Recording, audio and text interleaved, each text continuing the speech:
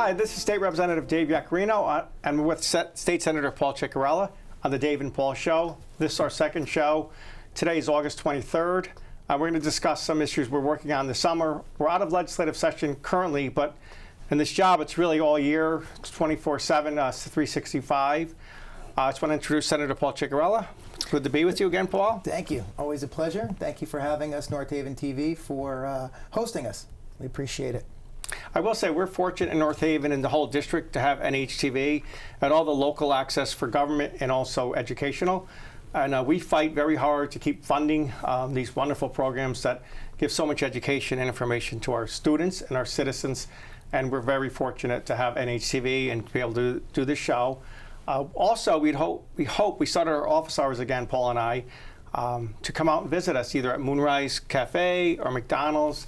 We have it on Facebook or we put it in the paper, but we need to hear from you. In order for us to do a good job, we want to hear from you and hear your concerns. That's the biggest part of the job, is listening and then trying to do something with it, and generally we do. Absolutely. We had great success. It was very nice of our local business owners to host those meet and greet coffee hours with your legislator. We did one, like you said, Moonrise in Wallingford in East Haven. North Haven. Close, North Haven. We've been doing them all throughout the 34th, but here in North Haven, we did it on Washington Ave, as well as at McDonald's, right across from your store. Again, they were gracious enough to host. And we had a great turnout. Again, like Dave said, we really need to hear from the constituents to understand what's going on in district and what their perspective is about what they're hearing on what's going on at the Capitol. And truly, without having the conversations with our constituents, I don't know if we would be able to really do a good job to be the voice of our constituents if we didn't hear their concerns. Paul, you make a good point, but also at the last two coffee hours, people came to us that sometimes feel funny just to call. They don't want to call your phone, but in person, you could take their information down and you could call whatever agency it is and work on their cases. And we've been very successful. And so I'm glad that people feel comfortable enough to come see us. And that's for us to do a good job, we really need to hear and listen, but then act on it. And we're honored and privileged that we could serve, but also to try to help people and help people. Many times people get upset about government, and we live in a different society today, but we're all here to try to help each other and do the best for each other, and to really work for a better community. We do it well with our first selectman in North Haven, Mike Frieda, and your respective mayors and first selectmen in your other district, and with the people of the community. So, anyway. Absolutely. Part of the things that we do, again, is listening, but as Dave was mentioning, sometimes people have a hard time, especially in the current situation that we're in, getting a hold of certain state agencies. So some of the stuff that we help with, maybe unemployment, you have a DMV issue, you can't get through to somebody to answer a question you may have. There's a lot of issues that you need to get a hold of certain departments to get answers. And again, just with the sheer volume and the size of these departments, it takes forever to get through. Sometimes we could help get you to the right person to make the decisions, or at least be able to help you make the decisions to take your next steps. So, please feel free to reach out to myself and Dave if you have any issues with any state agencies, and we'll be able to help with that process. We're so fortunate to have great staff up there that help us navigate, those different departments. But that's something that we do on a daily basis for constituents. So if you have any issues with any state departments, again, please reach out to us, and we'd love to help out. When I first got elected, Len, one of the things Len had mentioned to me, each agency has a liaison. The Department of Labor, Department of Consumer Protection, Department of Administrative Services, Veterans, and know those people, call them, have a coffee with them, have them come to your office, introduce yourself, and then give your district, and build those good relationships. And through that, I've been so fortunate to have worked with so many great people to help people in North Haven, and I know you're doing the same thing, meeting with, I don't want to say their names, but so many wonderful people. And many times they'll get the brunt of things, but the agencies are so large and so cumbersome. But we do our best to cut through the red tape. It shouldn't come to that, but that's how it is. We facilitate they do the same thing with, Rosa DeLaura's office or other federal offices. And many times we'll work with their offices where it's a federal and a state issue, and we'll work on that together. So we could we're not in session now, but we did go back a couple times this summer to try to do what every community in the state and probably in the country are having problems with juvenile crime. And it's not just, it's you maybe stealing some change out of your car. It's going into somebody's garages, sometimes physical altercations, stealing vehicles, taking personal property. And unfortunately, there was a person killed this summer in New Britain by an underage person that stole a car, and they might have had 13 or 14 or 20 arrests. We don't know. And then the family, there was a little shootout in Glastonbury. And I know you put some bills in, and we tried on the House side to address the issue. So maybe you want to elaborate on some of the things you want to do, what we're trying to do in the House. We're trying to do jointly, both House and Senate. And it's not just it's not a political issue. It's something that we need to do together as both parties. We need to do this for the betterment of our society, but also these kids to get them on the right path. Absolutely. Unfortunately, and this is in just about every phase in life, profession, etc., if you don't have any consequences for your actions, individuals aren't going to learn the repercussions, therefore continue to do the same thing over and over again. And, we're not helping these juveniles that are creating these crimes. Back in, I think it was 2015. Under Governor Malloy. We tried, or it was tried to propose this new way of handling the juvenile crimes, but unfortunately, I think it kind of backfired. The fact that there is no repercussions, and the individuals that are committing these crimes on a daily basis realize that there's no repercussions. Therefore, they're going to continue to do it. And if they start doing, car thefts, or maybe starting with maybe just stealing some change out of a car, or taking a pocketbook or something out of a car, and then they take the car. Then they start joyriding with the car. Maybe they start committing other crimes with this car. If they get caught and there's zero consequences and repercussions for the crime they committed, all they're going to do is keep doing it again. And we're not helping those juveniles because they're not going to just stop at 18. We definitely have to sit down and see how we could help the juveniles that are committing these crimes. But most importantly, help the constituents that are law-abiding citizens that are afraid, because I'm sure you're getting these calls, to go to the supermarket during the day because they're afraid their car or they're going to get robbed. And we cannot have that. And we're fortunate enough that we have, both in the district that I represent and here in North Haven, great leadership when it comes to our elected officials and chiefs of police to make sure we're going to be proactive and not reactive. But even saving that, I agree with you, but in Hamden, which is not our district, an 84-year-old woman was, I think it was like 8:30 in the morning, when an officer was telling me this story, was robbed, knocked down, took her wallet, took her pocketbook, took her car, and the kids got caught. But they said right to the officer, you can only hold me 6 hours. So the current law now, if you're under 18, and most of these crimes are between 13 and 15-year-old kids, 16-year-old kids, they know, unfortunately, that you could only hold that juvenile for 6 hours or less. They're not going to be fingerprinted. If they go to court, the judge, it's a sealed record. They don't know how many times that young kid was arrested, how many times, if it was a sexual assault, if it was physical assault, if it was stealing a car, knocking an older woman down. And those are the things that, if there were repercussions, I think you would see a change. And you want to help everybody. And unfortunately, we're not in a perfect world. But I think if kids, we have an accelerated rehabilitation program now. We have a DCF program. We have mentoring and coaching programs. They're not utilized. We're not utilizing them. So we're trying to, the Republican House and Senate, with some Democrats, are trying to go back to special session, to address this problem for public safety and for these kids to have a better life. I'll tell a story. I wasn't a perfect teenager by any means, but me and my friends, there was a place in North Haven called Corey Pond. It's behind Quinnipiac now. And you had to pay to go fish. I know it's a goofy story in today's world, but I used to love to trout fish. I rode my bicycle to Muddy River, Mill River, the Farm River, wherever I could go catch trout, I would go. My friends, or we'd go behind Pipers and go fishing for bass back there, or eels. Well, apparently a lot of the teenagers, and we're all about 15 years old, and once what I would pay to go to Mr. Corey. Corey is called Corey's Pond. He pays like $8 to catch 2 trout, and many times I catch them, throw them back as long as they would stay alive, just catch them on the lip, and then I'd keep my 2 and go home. Well, it was Easter night, and all the guys in the area were going for like 2 or 3 weeks trout fishing. I said, I'll go tonight. We had to sneak over the fence, and Mr. Corey, they caught us.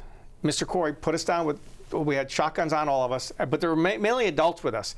There was like 5 or 6 kids, 5 or 6 of my buddies. We had to go to get fingerprinted. I was locked in the jail for part of the night. My parents were furious. They were friends with the town. The town was much smaller then. Friends with all the cops, and I knew a lot of them because I just knew them from my father. I had to go to court. I lost all my fishing gear, never got it back. It scared me. It scared the crap out of me, to be perfectly honest with you. And I was wrong, and I became good friends with Mr. Corey eventually. God rest his soul, he passed, and I'm friends with his daughter. But I know that sounds like maybe a goofy story. No. But I got in big trouble for trout fishing, and I felt I basically stole his fish, if you think about it, and I was wrong. Yeah. And just look at what's happening now. People are stealing cars and physically assaulting people to get these vehicles, and they're not getting arrested. No. They're actually not getting arrested because it makes it very challenging for officers to do their jobs, like sending a carpenter to go build a house, but say, hey, we're going to take away all your tools, we're going to give you a screwdriver, go try to build your house. A combination of the police accountability bill that just passed in conjunction with the legislation intended to help these juveniles is creating, it's like a chemistry project, a little of this. We have an explosion. We have to actually do something that's going to make a difference in the general public's life and safety, as well as these juveniles. You mentioned DCF in your story. It's easy to say, hey, we have a problem, and say, this isn't great. But what needs to happen is you have to recommend things to solve those problems. In my business, I encourage any of my staff, say, listen, if we can do something better, bring it to us. Just don't say we have a problem. Tell me some of the solutions you would recommend to solve our problem. We cannot take a simple approach to this. We can't just say, let's just try making this small little change. We have a huge problem that's affecting the majority of our citizens, and we have to take action, meaningful action, to help the majority of the general public, as well as these juveniles. And it's not going to be just talking to the police or just talking to the judicial system. We need to start talking to the schools. We need to start talking to DCF. If an individual, a juvenile, continues to get arrested day in and day out and continue to commit these crimes, there's a problem at home. And we have DCF, which is a big organization, or a part of our state department, and they're our agency, actually. They're overworked for sure. Yeah, without a doubt. But maybe we invest some more funds there, because clearly, if a 14-year-old is going to go out and continuously steal cars, they're in danger. They're in danger from driving a vehicle without a license. Some homeowner may come out and hurt the child, or God forbid, worse. So I think DCF needs to get involved, and that's what we're doing in the Senate, is meeting with all of these other agencies that do have a part, or should have a part, in the solution to this very big problem. They have these programs now, but for whatever reason, I think part of it is that's why we want to get the judicial branch in, and they want to work with DCF. Because they don't have, they're not even records, but it's sealed. So they don't know, a judge or a court doesn't know how many times I was arrested or you were arrested if you went in front of them. They just don't know. They're seeing that one time. And that's something that it's societal. It crosses across all ethnicities, all ages, all parts of the state and the country.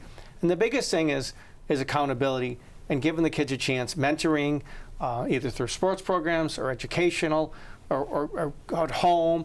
But it's a very complicated subject, but we make it complicated, but I don't think it's that complicated. I agree. It's working together and try to help these kids to help us have a better society. I talked to I was away on vacation, went to the beach with my kids, and so I met our police chief. It's something that I know a lot of residents in our districts worry about, kids speeding or adults speeding. It's probably adults. And I said, we were walking back to our house one night, and I see a red light and a blue light. I said, oh, there's somebody at our house, a police officer at our house. I wonder what it was is the homeowner put up, and I let our chief Glenn know, and I let our first selectman Mike Frieden know, a blue light and a red light, and says, please go slow. Now, obviously, during the day, you're not going to see that, but in the evening, you could see the blue light and the red light. And maybe it's very inexpensive. It's a sign with 2 lights, and maybe that will help slow be creative to slow traffic down. Sure, it's a deterrent. I get a lot of phone calls on that, and then I call the department, and they're great, and they respond, but there's only so many officers to handle those type of situations, and clearly they have their hands full and they're understaffed, as we were talking about earlier. But you're right, it's a deterrent. Just in my security business, I'd have people call and say, hey, can you do me a favor and put a camera up over there on that tree? And I'm like, there's no power. There's no way for the camera to work if we put it on the tree. And they say, well, just give me the biggest camera. I don't care if it works. It's just a deterrent. To try something with a minimal investment, and if it could help out and deter just a few people from speeding, it could be the matter of an accident or not an accident. I think it makes sense. So, speaking about our officers, we have a great fire department in North Haven and Wallingford and East Haven and Durham. We're friends with quite a few of them. They do a great job. When an officer's on the, it seems like tonight our subject mostly is public safety, but this is something that affects all of us. But our fire department, they go to so many calls. They're helping so many people, not just fires, but either cardiac arrest or something medical, and they do a great job. But unfortunately, it's August 23rd, September 11th. 20 years. Were you born September? Yes, I was born. Yes. I'm just teasing. I was in high school. It's something. 20 years is coming up. Sadly. It's something that you'll never forget where you were at that time and hearing that news. And it's funny, that joke to say that I was born. I'm glad that you think I'm that young. I wish I was that young, but I was young then. It was a very 20 years, time flies, but that was, something that we should never, ever forget. No. You talk about coming together and in unity and working together for. That's what I'm getting. That's where I'm going. Well, I'll let you go with that, because you're going right down the right path. So please. Well, my dad has passed, and he fought in World War II, and I'll probably get a little emotional. But that day, it was so just tragic. And I asked him, he just he didn't, he took it all in, but I think it brought back a lot of memories from Pearl Harbor. But, as bad as it was, and it was horrific, and we lost people from North Haven. My buddy's cousin was killed there. So many people were killed tragically. But we came together as a country. Mm-hmm. And it shouldn't take a tragedy like that. It should be every day respecting each other. We might have differences, but respecting each other. But our law enforcement and our fire department, they just did their job, and so many were killed, not asking questions, just going up those towers and saving lives. And people forget how 20 years ago they were so revered, and now it's, bothers me that there's so much animosity towards our people that I believe do a great job overall. Are they perfect? Nobody's perfect. But our firefighters and our police, God bless them, and their families. Absolutely. So the families have to put up with so much. Absolutely, I couldn't agree anymore. And that I think about that quite often. And 9/11 was a great example of that. But every day, somebody calls 911. Yeah. First responders go running towards the issue, and they respond all the time. And unfortunately, all the good things that are happening in law enforcement and in the first responder world, we don't hear about the good things. There's a lot of good stuff. We just had a firefighter, 41 years, retire from North Haven. 41 Chris years Murray. Of service. Yeah. Chris Murray, yes. That's just amazing. you don't hear enough about those good stories where every day they're helping people. And like you said, there's bad actors in every profession, from politicians to doctors, everywhere, lawyers, all the way. And the majority of the doctors, politicians, lawyers, and police officers are and good. Firefighters, are good, and they do a job, and they do a very hard job. They see a lot of different things. I was in law enforcement, and you don't see the best of what the world has to offer, unfortunately. And still every day they go to work knowing that they just want to help somebody. So I think it's important, especially with 9/11 coming up, that we pay attention to the sacrifices that the first responders and their families make every single day. Every day. We'll be at a ceremony at the North Haven Green at 9 a.m. The 11th. But we, I did a ride along a couple of years ago. I might have said this on NHTV with Officer Falcon, Matt Falcon, and then Chris Thorpe. I did an 8-hour. I did from one shift to the next shift. A lot of stuff happened that night in North Haven. There's deaths by suicide. We were pursuing. There's 2 domestic violences. One led to a death by suicide. Right in our town, and I don't. God bless them. I couldn't do that. I served a brief time in the Navy Reserve, but to be an officer day in and day out, or a firefighter, it's just amazing. But I would hope we respect each other, and that if people do something wrong, they're held accountable. And when people are doing things right, like my father's generation, and when they fought in the war, and they came back. They just went about society and helped people, and I think that's what you see most people do in law enforcement and fire service. Absolutely. And we have a great volunteer fire department in North Haven.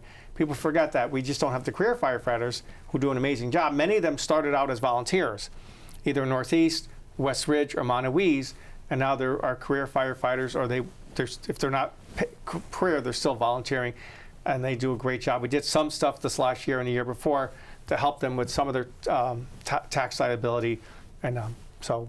Absolutely. They do a phenomenal job, and North Haven did a great job of putting together a CERT team, which we had the privilege of a few months back to going to swearing in of a few new CERT volunteers who do so much in a storm. They will direct traffic or help out with crowd control or deliver water or food to people in need. They do a phenomenal job.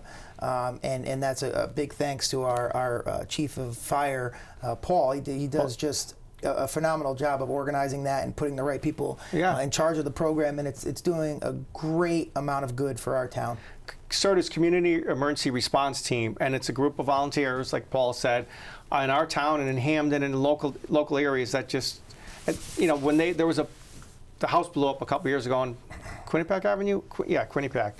They were there. I remember coming home from the Capitol about midnight or 11:30, and they were there helping with bedding, coordinating, like you said, and on their own time, working with the fire department, working with local police. They do a very, very good job. And I don't know if I mentioned Luca Pola, I think is coordinator. He's like one of their coordinators. Yeah. And you go to the local concerts on the Green. I only went to 2 this year. They're there every Tuesday night, making sure everybody's okay, making sure the crowd's okay. If there's any, remember 2 years ago, there's a medical emergency. They're right there. They brought the police over, and they're a great group of volunteers. I've seen in 11 years being North Haven State Representative, so many amazing volunteers, so many people that give back. It's just wonderful. And I think that's the case in a lot of towns, but it's just nice to see people giving back and being part of a good community. And that's what makes the community is the volunteers, the teachers, the firefighters, the police, the scout leaders, the coaches. Absolutely. I couldn't agree with you more. And I think that we mentioned scout leaders. I have the privilege of attending my first Eagle Scout ceremony. And I made a comment when I had the opportunity to address the individual that was getting to become an Eagle Scout, which I believe 7%. So it's a little lower than that, but it's close. Out of 100 people that starts in the Scout program actually make it to Eagle Scout. And they talk about their rules and kind of what they stand for and their values. And I was listening, and I said, if everybody could go by those values, the world would be a better place. And it kind of segue into, we'll talk a little about the workforce development stuff that I'm working on in different districts, and you brought it to my attention here, that they're going to hopefully start to I'm glad you brought that implement up. some workforce development. But, I think it gets back to what we were talking about with the juvenile issue, is teaching our children and the youth that civic responsibility is important, and we need It's a good thing, though. to bring it very good, and we need to bring more of our youth, I guess, to the table to really understand how much value is in that, from CERT, from volunteer firefighters, to doing what the Eagle Scouts do. If we just stop doing that and we stop teaching our children the value of that, who's going to be the scout leader? Who's going to be the next CERT volunteer? Baseball coach, firefighter. We really have to teach the value of our community and sense of civic obligation to our children, and respect. Respect. Lead by example, and be a good citizen. And that Eagle ceremony, that was my old troop. That was my old Boy Scout troop, and I Didn't you create that? You found that you were the first. Myself, Walt Sadek, Rich Lopresti, Bob Jamakowski. I don't want to leave anybody out. That I gave a moment of silence for our first quartermaster, my friend, who was so instrumental in our troop. Brett Horn passed. Mike Frieda was very close with. He did so much, and all those events bring so many people together, and spending time outdoors and helping one another. But it's all, you hit on some really, really good points. And Paul and I are going to meet with Banter Construction, our superintendent, and our Anita Anderson, our chairwoman of Board of Education, to try to bring more trades. I spoke at Southern University last month about materials and manufacturing, and one of our North Haven tech ed teachers was there, I think Mark Fagan, and we spoke, and so Paul and I met with them last week, and we're going to have a meeting hopefully next week to try to bring some more tech into the school and trades into the school, and give kids hands-on approach to. So not everybody's academically, you're still going to get your academic education, but you want to have practical and physical touching something, building something, making something. I'm a big historian. I love history. And Ben Franklin, one of our greatest founding fathers, I think. I probably bore you when I talk about Ben Franklin. No. But he always believed in accomplishing something every day, even if it's just sweeping a floor, nailing a nail into a board and putting something together, or reading a book, or doing something to help somebody. Just try to have some small accomplishment. And so we're really trying to do that. I think we could make some headway with that, Paul. I think it's so important for a few different reasons. I hear from businesses all throughout the district that they cannot find qualified labor. And I asked, well, what are the qualifications? And they said, have a high school diploma, be willing to work hard, and stay awake, and not use narcotics. And they could make up to 50 to 80 grand a year coming out of high school. The kids have more technology in these cell phones here than we have, that went to the first ship to the moon. Yeah, it's amazing. They know how to operate them, and that's what our manufacturing is looking like. It's not the days of being in a machine shop. And the kids need to know that there is professions that you could go to we're talking about firefighters. We got to wrap it up, sorry. I'll be very quick. We were talking to a Wallingford Fire Department, and they need firefighters. And if you take a year and a half class to be a paramedic, you could go be a firefighter and make $100,000 a year. Yeah. Or go get a job in a manufacturing plant and make $90,000 a year. The show goes so fast. We have to wrap it up. But we'll be back again. We're going to have office hours again in September. Just follow us, either paulcicarella.com or daveyaccarino.com. But it's a pleasure to be with North Haven, our 34th district, and have hope and be good to each other and be kind. Thank you. Thank you.